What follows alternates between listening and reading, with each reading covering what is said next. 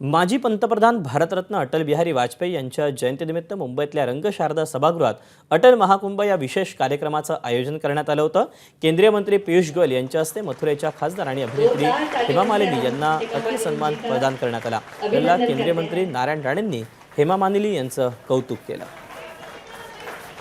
जिनको आज पुरस्कार मिला है और पुरस्कार हेमा मालिनी या फक्त ऍक्टर आहे, कलावंत आहे, त्या दिसायला सुंदर आहे याच्या पुरतं मर्यादित नाही। तो गुणात्मक सत्कार असतो। त्यांना जो पुरस्कार मिळाला गुणात्मक।